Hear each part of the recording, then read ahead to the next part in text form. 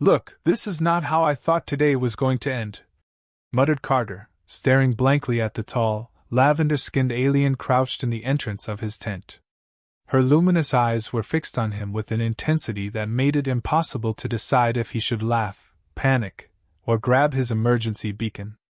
"I am prepared," she declared solemnly, her tone making it sound like she was announcing a military invasion. The problem?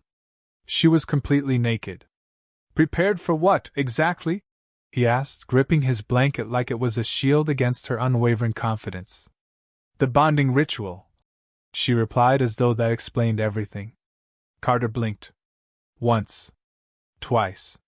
He wasn't sure if the alien translator implant in his ear had malfunctioned or if this was another one of those cultural disasters they had warned him about in orientation.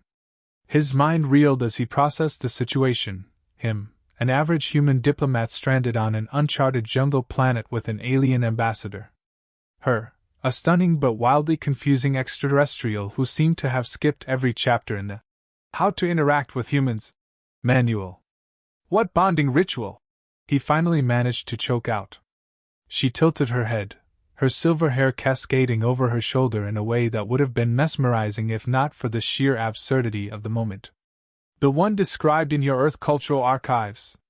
The sacred proximity initiation." "The what now?" He scrambled to sit upright, still clutching the blanket. "Earth cultural archives? What are you talking about?" The alien straightened her posture, her expression as serious as a starship captain giving a pre-battle speech. "During my training, I studied your species extensively. Your bonding rituals are intricate, but I have mastered the essentials." Carter could only gape as she continued, her tone unshakably earnest. "I reviewed your ancient instructional texts, such as The Bachelor, Twilight, and 50 Shades of Grey. They were enlightening." It took all of Carter's willpower not to burst out laughing. "You think those are instructional texts?" "They were the most comprehensive guides available," she replied, clearly unfazed. "They emphasize the importance of physical closeness, verbal affirmations, and—" She paused, glancing at his blanket. "Minimal clothing." For a moment, the jungle around them seemed to go silent, as if even the alien wildlife were holding its breath. Carter buried his face in his hands, groaning. "Oh, for the love of—" "This is not amusing," she said sharply, mistaking his reaction for something else entirely. "The ritual must be performed correctly. Your species' survival instincts are clearly tied to these practices. I am merely ensuring our mission's success." Carter peeked at her through his fingers. "You're serious, aren't you?" "Completely." He dropped his hands, staring at her in disbelief. "Okay, let's back up. You studied romance novels and reality TV as preparation for interspecies diplomacy?" "Yes." "And you thought the best way to bond with me was to, what? Crawl into my tent in your birthday suit and recite bad human mating rituals?" Her eyes narrowed slightly. "Do not mock my methods, Carter. I have spent many rotations perfecting this approach. The texts are explicit about the significance of shared physical space." Carter rubbed his temples, trying to suppress the hysterical laughter bubbling up inside him. "Listen, Teria, I hate to break it to you, but those aren't exactly scientific sources." Her expression shifted, a flicker of doubt crossing her face. "They are not?" "No," he said a little too quickly. "They're entertainment. Fiction. Not real." Teria frowned, clearly trying to process this information. "But the themes are consistent across the archives. Proximity. Vulnerability. Devotion. Sure, but they're not meant to be taken literally." He paused, considering his next words carefully. "Look, I appreciate your, effort, but humans don't really have a sacred proximity initiation." She tilted her head again, looking almost disappointed. "Then how do you ensure emotional synchronization with your chosen partner?" "Usually we just talk. Get to know each other. Maybe go on a date." "A date?" "Yeah, like dinner or a movie. You know, something casual." She frowned. "This does not sound efficient." Carter threw his hands in the air. "It's not supposed to be efficient. It's supposed to be I don't know, organic. Fun. Taria considered this, her brows knitting together. Your culture is far more chaotic than I anticipated. You're not wrong, he muttered under his breath. For a moment, neither of them spoke. Then, as if a switch flipped in her mind, Taria squared her shoulders. Very well. If your bonding practices require extended dialogue and leisurely activities, I shall adapt my approach. Carter sighed in relief. Thank you. I think that's a good. But I must insist on maintaining physical proximity. She interrupted, crawling further into the tent. Whoa, whoa, whoa! He scrambled back, holding up a hand. What are you doing now? You said shared space is not essential, but I believe it enhances communication. That's not, Taria, I swear to. Before he could finish, she settled cross-legged on the floor of the tent, her expression one of serene determination. Proceed with your verbal synchronization process. Carter let out a long, exhausted sigh. You mean conversation? Correct. Fine, he muttered, flopping back against his sleeping bag. But you're wearing clothes next time. Deal? Taria nodded solemnly. If it will aid in your comfort, I will comply. Carter stared at the ceiling of the tent, silently cursing every romance novel, soap opera, and reality show that had ever existed. Yeah, comfort. That's definitely what this is about. And so, with an alien ambassador sitting naked in his tent and a growing headache pounding in his skull, Carter began the most bizarre conversation of his life. All right, let's rewind, Carter said, pinching the bridge of his nose as he tried to focus. You said you studied Earth culture? How exactly? Taria looked at him, her expression unyieldingly serious. I was given access to your species' digital archives. I reviewed the most prominent sources detailing human bonding behaviors. By digital archives, you mean what, exactly? Encyclopedias? Research papers? She tilted her head in confusion. No. Visual guides. They appeared to be direct recordings of human rituals. Carter felt his stomach drop. Visual guides? Like what? Your most celebrated series. I began with The Bachelor and proceeded to Temptation Island, Love Island, and others of similar quality. He froze, unsure whether to laugh or cry. You're telling me your understanding of human relationships is based entirely on reality dating shows? Yes, she replied confidently. They were quite informative. Oh, there's something all right, Carter said, his voice dripping with sarcasm. He couldn't believe what he was hearing. His alien companion, supposedly one of her species' top diplomats, had based her understanding of human culture on the trashiest media Earth had to offer. And the books, she continued undeterred. They were equally valuable. What books? Taria's eyes gleamed with a strange mix of pride and enthusiasm. Asterisk Twilight, asterisk The Notebook, and 50 Shades of Grey. Carter choked on air. Wait. You think 50 Shades of Grey is a cultural guide? Yes, she said simply. It was quite detailed in its descriptions of human intimacy. Though I must admit, some of the terminology was unclear. What, for example, is a red room? He stared at her, his brain short-circuiting. You don't need to know that. Trust me. Taria frowned. But it seems significant. It's not. Forget about it. She leaned forward, her curiosity unrelenting. And the practice of binding one's partner with restraints? Is that a required component of the ritual? Carter buried his face in his hands. No. Absolutely not. Oh my God! Taria tilted her head, studying him with what could only be described as mild concern. Are you unwell? Your skin has become flushed. I'm fine, he muttered.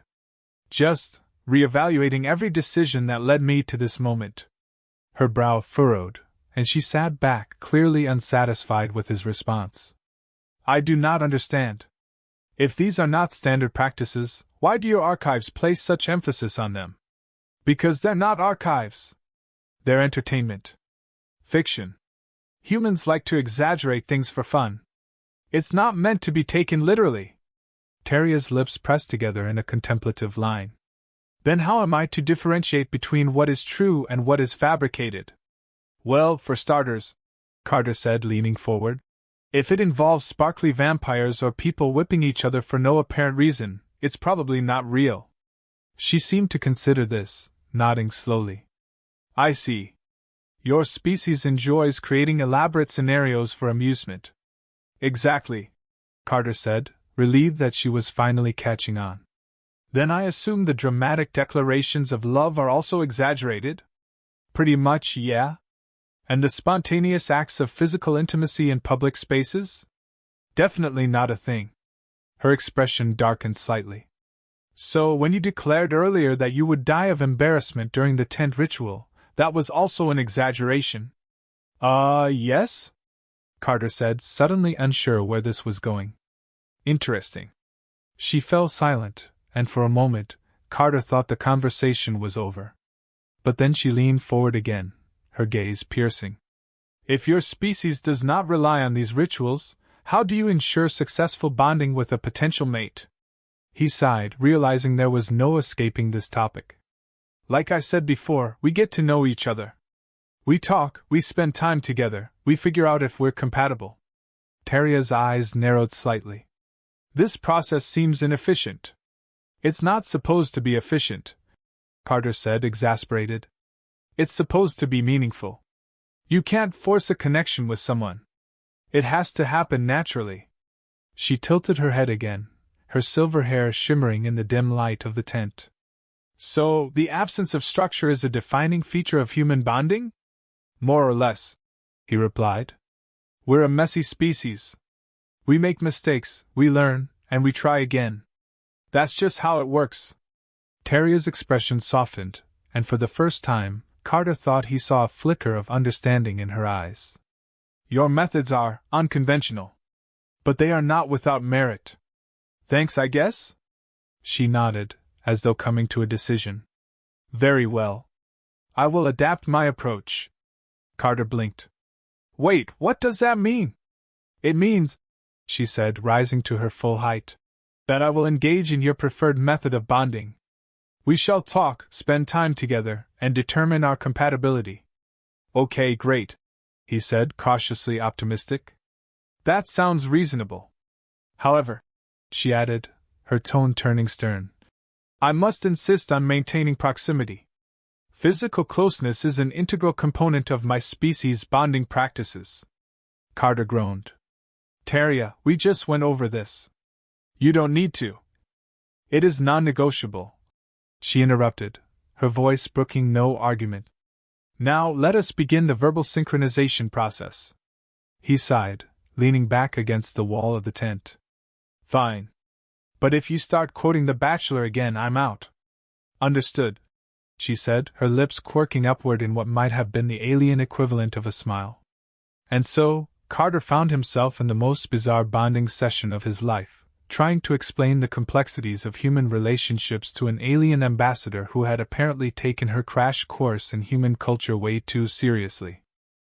Carter leaned back, doing his best to maintain some semblance of composure, as Teria stared at him with an intensity that made him feel like he was being analyzed down to his DNA. He cleared his throat, trying to shift the conversation to less dangerous waters. So, what's the deal with your species and this whole proximity thing? You keep bringing it up like it's the cornerstone of your existence. Teria blinked, as if surprised by the question. It is not merely a cultural preference. Physical proximity facilitates the synchronization of our biothermal fields. It enhances emotional clarity and ensures mutual understanding. Biothermal fields? Carter repeated, his brow furrowing. You're saying you can feel emotions through body heat or something? Precisely. Well, humans don't have that, he said, gesturing vaguely. We rely on, talking. Facial expressions. Body language? Teria raised a skeptical eyebrow. And yet your species' archives place significant emphasis on physical contact. Kissing, for example, appears to be a universal bonding gesture. Carter felt his face heat up. Sure, but that's like an optional thing. It's not mandatory. Optional? She repeated, sounding genuinely confused. Then how do you determine compatibility? He hesitated, unsure how to explain the nuances of human relationships without spiraling into awkward territory. It's complicated. Sometimes we know right away. Other times it takes a while. There's no set formula. Teria frowned, clearly unsatisfied with his answer. Your methods are unnecessarily chaotic. That's humanity in a nutshell, Carter said with a shrug. We're messy, unpredictable, and we're pretty okay with that. She studied him for a long moment, her expression unreadable. Your species is more perplexing than I anticipated. Join the club, he muttered. Teria leaned forward slightly, her silver hair catching the faint light filtering into the tent. If your bonding practices are so unstructured, how do you ensure the success of long-term partnerships? Communication, Carter said immediately. Honesty, trust, compromise. Stuff like that. Her brows knitted together. And if those fail? Then it doesn't work out, he admitted. Not every relationship is meant to last. People grow, change, move on. She looked genuinely taken aback. Your species tolerates such instability? We don't always like it, he said, but it's part of life. Relationships aren't about guarantees. They're about trying. Teria leaned back, her expression thoughtful. Your perspective is intriguing. In my culture, partnerships are established based on mutual compatibility assessments. Emotional fluctuations are minimized through systematic rituals and shared obligations. Sounds efficient, Carter said, though he couldn't keep the edge of sarcasm out of his voice. It is, she replied, missing the sarcasm entirely. But I see now that your species values emotional spontaneity. It is both fascinating and illogical. Welcome to being human, Carter said with a wry grin. We're an enigma, even to ourselves. Teria's gaze softened, and for a moment, the tension in the tent seemed to dissipate. Your resilience in the face of such uncertainty is commendable. Carter snorted. Resilience? Nah. Most of the time, we're just winging it. She tilted her head, her expression a mix of curiosity and amusement. Winging it? Going with the flow. Figuring things out as we go along, he explained. Ah, she said, nodding slowly. Improvisation. A skill my species undervalues. Well, it's kind of our specialty, he said. We screw up, we adapt, we try again. Teria's lips quirked upward in a small smile. It is a chaotic but admirable philosophy. I'll take that as a compliment, Carter said, relaxing a little. There was a brief silence, and then Teria spoke again, her tone more tentative this time. If improvisation is central to your bonding practices, then perhaps my methods were overly rigid. Overly rigid? Carter echoed, raising an eyebrow. Teria, you crawled into my tent naked and quoted 50 Shades of Grey. I'd say rigid is putting it mildly. Her cheeks flushed a faint lavender, and for the first time, she looked genuinely embarrassed. I miscalculated. Your archives gave me the impression that bold gestures were necessary to initiate bonding. Well, they're not, he said, his tone softening. At least, not for everyone. Some people like grand gestures, sure, but most of us just want to feel understood. Like we're on the same wavelength, you know? Teria nodded slowly. Understanding. Synchronization. These are concepts I can appreciate. Good, Carter said, offering her a small smile. Then maybe we can start over. No rituals, no weird cultural misunderstandings. Just talking. She regarded him for a moment, her expression thoughtful. Very well. Let us begin anew. Great, he said, feeling a surprising sense of relief. So, what do you want to know? Teria hesitated, then asked. What is your favorite Earth food? Carter blinked, caught off guard by the question. Tacos, I guess? Tacos, she repeated, her tone serious. Describe them. He chuckled, launching into an enthusiastic explanation of tortillas, seasoned meat, and all the toppings that made tacos the perfect food. As he spoke, Teria listened intently, her curiosity evident. For the first time that night, the conversation felt natural, easy, and dare he say it, fun. Maybe, just maybe, this bizarre interspecies bonding experiment wasn't a total disaster after all. So let me get this straight, Carter said, running a hand through his hair. You thought crawling into my tent naked would solidify some kind of diplomatic bond? Yes, Teria said without hesitation. The mating rituals I studied indicated a high success rate when the initiator displayed boldness and vulnerability. Nudity seemed to be a key factor. Did it ever occur to you, he said, trying to keep his voice level, that maybe humans have personal boundaries? You know, things we don't just throw out the window? She tilted her head, her expression thoughtful. I was aware of the concept but did not anticipate it applying within the context of intimate rituals. Carter let out a dry laugh. Yeah, well, it does. Just so you know, showing up like that isn't exactly subtle. I was not attempting to be subtle, she said, clearly confused. Subtlety is not a virtue in bonding rituals, as per my research. Your research really set you up for failure, huh? Teria's lips pressed into a thin line. It appears I have miscalculated repeatedly. He sighed, pinching the bridge of his nose. Look, it's not all bad. I mean, at least you're trying. You're just trying too hard in all the wrong ways. She frowned, clearly not used to criticism. Elaborate. Well, for starters, he said, sitting up straighter, humans don't respond well to being blindsided. We need time to adjust, get comfortable. Rushing into something like that is more likely to freak us out than anything else. Teria's expression shifted to one of contemplation. You value gradual progression. Exactly, Carter said, nodding. You can't just skip to the finish line without running the race. She seemed to consider this, her gaze drifting to the tent's ceiling. Your methods require significant patience. It's worth it, he said. Relationships are about building trust, not forcing it. Teria looked at him, her silver eyes searching his face. Trust is a fragile construct in your species. Maybe, he admitted. But it's also what makes it meaningful. If someone trusts you, it's because you've earned it. She nodded slowly, the wheels in her mind clearly turning. Earning trust, a concept that is foreign to my culture. Partnerships are determined by compatibility metrics, not emotional investments. That sounds efficient, but kind of sterile, Carter said. Where's the fun in that? Fun? Yeah, he said, gesturing vaguely. The unpredictability, the excitement of discovering things about each other. That's what makes it special. Teria regarded him for a long moment before speaking. Your perspective is intriguing, but it conflicts with my training. I was instructed to prioritize outcomes, not processes. Well, maybe that's where your training went wrong, Carter said with a shrug. It's not always about the destination. Sometimes the journey is the best part.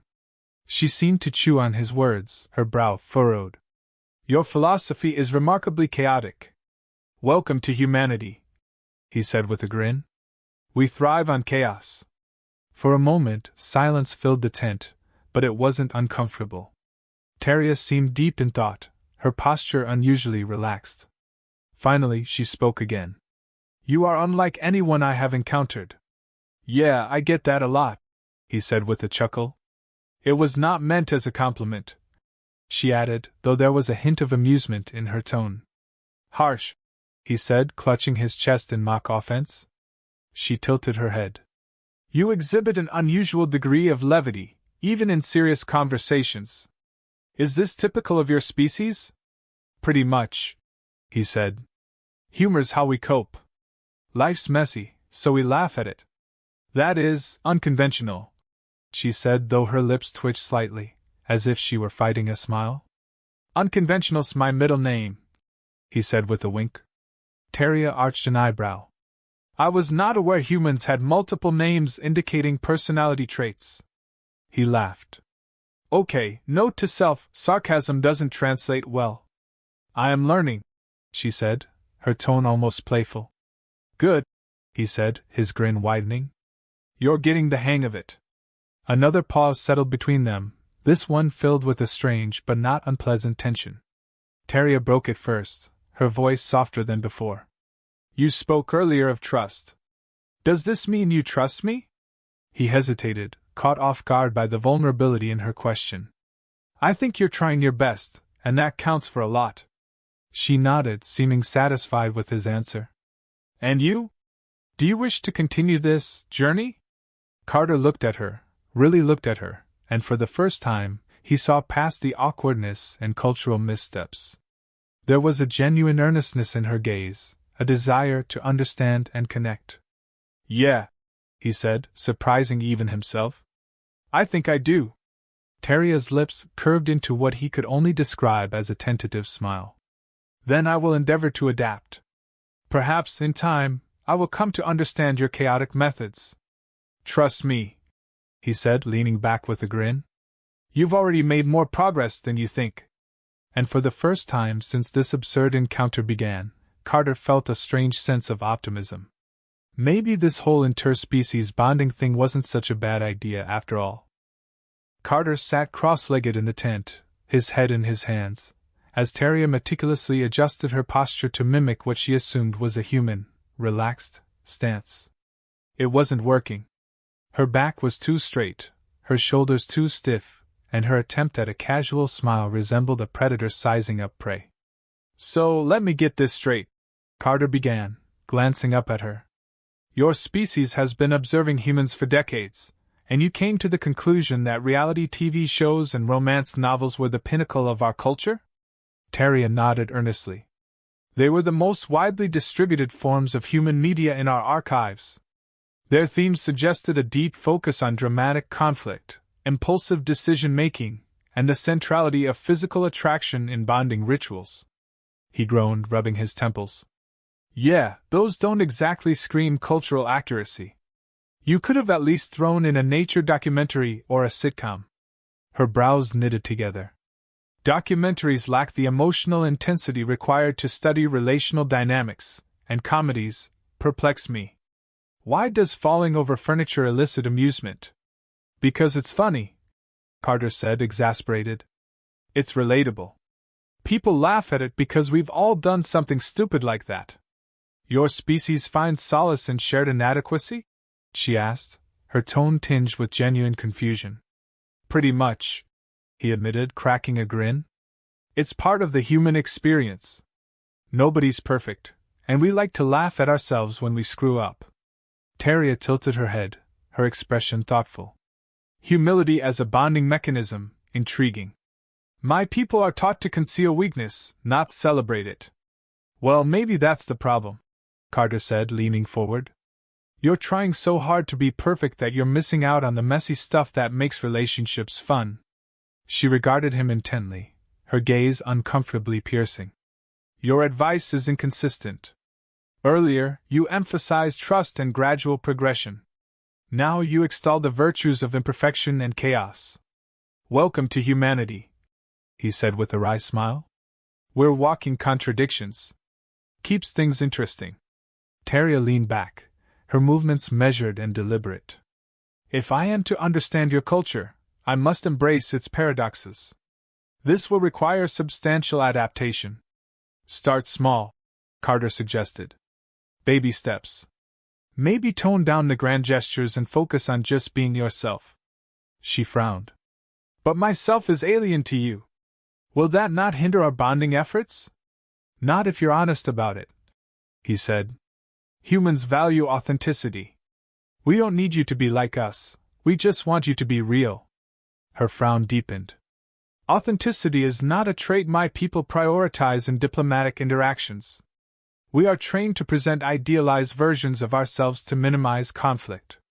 Well, that explains a lot, Carter muttered. She raised an eyebrow. Elaborate.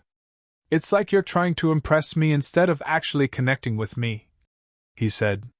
You're so focused on getting it right that you're missing the point. Taria seemed to mull this over, her expression unusually vulnerable. I see. My approach has been counterproductive. Hey, don't beat yourself up, he said, offering her a reassuring smile. At least you're willing to learn. That's more than I can say for some humans. She gave a small nod, her gaze softening. Your encouragement is appreciated. They sat in silence for a moment, the tension in the air replaced by a tentative sense of ease. Finally, Teria spoke again. If authenticity is paramount, I must confess something. Carter raised an eyebrow. Okay. Shoot. I did not fully understand the implications of the ritual texts I studied, she admitted, her cheeks tinged with a faint lavender hue. I was attempting to replicate actions without comprehending their emotional context. He chuckled. Yeah, that tracks. Humans can barely make sense of romance novels, and we wrote them. Her lips quirked upward in a hesitant smile. Your humor continues to baffle and amuse me.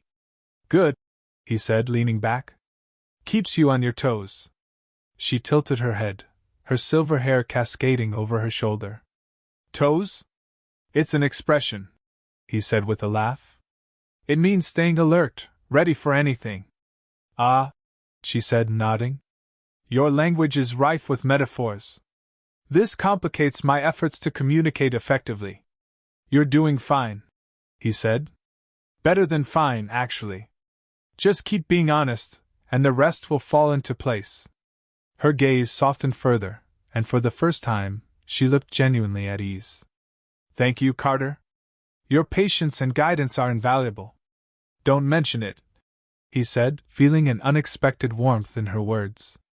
Another pause settled between them, this one comfortable. Teria broke it with a question that caught him off guard. Do you believe our efforts at bonding will succeed? He hesitated, searching her face for any hint of insincerity. Finding none, he said, I think we've got a shot. As long as we're both willing to try, that's what matters. She nodded, her expression resolute. Then I will continue to try. For the sake of our partnership.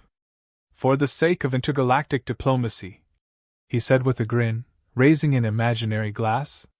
And tacos, she added, surprising him with her dry humor. Carter burst out laughing, the sound filling the tent. Now you're getting it. Teria's smile widened, and for the first time, Carter felt like they were on the same page. Maybe, just maybe, this whole alien bonding experiment wasn't such a bad idea after all. Carter sat quietly, staring at the stars through the small opening in the tent. The silence between him and Teria was no longer uncomfortable. Instead, it was peaceful, almost companionable. They'd spent the last few hours talking, exchanging stories, ideas, and most importantly, figuring out where they stood. The bizarre beginning to their encounter seemed like a distant memory now, overshadowed by the genuine connection they were beginning to build. So, Carter said, breaking the silence, what happens next? Teria, who had been lost in thought, turned her gaze to him, her silver eyes gleaming with a quiet intensity. I am unsure, she admitted. You are the first human I have encountered under such circumstances. My previous encounters were all diplomatic, impersonal. He chuckled. Yeah, I can imagine the impersonal part. I think we can safely say this is not your average diplomatic mission. Teria's lips twitched upward. Indeed. And yet I find it enlightening. You've come a long way from crawling in here naked and quoting romance novels, he said with a grin. She arched an eyebrow, clearly not offended. Your earlier reaction was not entirely unexpected. I did not comprehend the boundaries of your species. Well, now you know, Carter said, leaning back against the tent wall. Humans like to take things slow, no matter how much we might fantasize about things moving fast. That's the trick. We build, step by step, until something real takes form. Teria regarded him seriously. And do you believe that is what we are doing? Building something real? Carter's smile softened. I think so. You're here and I'm here. We're talking, understanding each other. That's more than most people get. Teria nodded slowly, her expression thoughtful. I have learned much from you. More than I anticipated. Yeah, I'm pretty full of surprises, Carter said, his grin widening. But you've been doing your part too. I mean, I've had worse experiences with humans trying to make relationships work. Your sincerity's unexpected. Is it a positive quality? She asked, a slight edge to her tone. It's a good thing, Carter reassured her. Sincerity counts for a lot in this world. If you're not honest with people, what's the point? Her gaze softened. Honesty, that is a value I am beginning to understand more clearly. Carter leaned forward. Good. Because that's where everything starts, right? You don't build anything on lies. I have made several errors in our interactions, Teria said, her voice quieter now. I realize this. My methods, my understanding of your species, it was misguided. Carter waved his hand dismissively. It's all good. We all make mistakes. I'm not exactly perfect either, you know. Teria tilted her head. How so? He laughed, a short, self-deprecating sound. You want a list? I'm not exactly a shining example of grace. I've had my fair share of missteps. Relationships, for one. I've tried, and I've failed. Teria considered this, her eyes studying him with a mixture of curiosity and understanding. And yet you continue to try. Yeah, Carter said, shrugging. You don't stop trying just because things don't go the way you plan. Life's about adapting, adjusting your approach. Teria leaned forward slightly. I do not understand how your species maintains hope after failure. It seems inefficient. It might seem that way, he said. But it's the hope that keeps us going. If we don't try again, what do we have left? She was silent for a moment, clearly absorbing his words. Hope. I had not considered it in those terms. My species tends to avoid failure altogether. Yeah, that's your thing, huh? Carter said. You go in, assess the situation, and then avoid anything that could lead to disappointment. Teria nodded. It is an effective strategy, but... She trailed off, seemingly unsure how to continue. But it doesn't leave room for anything real. Carter finished for her. If you never take risks, you never get anything worth having. There's no reward without vulnerability. Her eyes softened as she absorbed this. Vulnerability is something I am learning to understand. I have not been vulnerable before. Not truly. Carter tilted his head. Well, welcome to the club. None of us are perfect. But sometimes the mess, the unpredictability, that's where the real connections happen. Teria was quiet for a long time. Finally, she spoke, her voice barely above a whisper. I think I understand. He smiled, feeling a warmth spread through him. Good. That's all anyone can really ask for. Another long silence passed between them, comfortable and filled with a strange understanding. Finally, Carter stretched his arms and stood up. Well, I guess we've had enough deep talks for one night. Teria looked up at him, a hint of amusement in her eyes. Perhaps. But I must admit, I am intrigued by your species' way of approaching relationships. I think you're getting the hang of it, Carter said, grinning. And hey, at least you didn't try to crawl in here naked this time. Her lips quirked upward, and Carter was pleased to see a hint of a smile on her face. I believe I will refrain from such gestures unless specifically requested. Good call, Carter said, chuckling. She paused, then said, I think, in time, we may succeed in understanding each other. Yeah, I think so too, Carter replied, his voice quieter now. I think we'll be all right. As Teria nodded in agreement, Carter felt a sense of calm settle over him. They weren't perfect, not by any stretch of the imagination, but they were learning. And for the first time, he felt like maybe, just maybe, this strange encounter might lead to something worth holding onto. The mess, the chaos, and the humor, maybe that was the key to everything after all.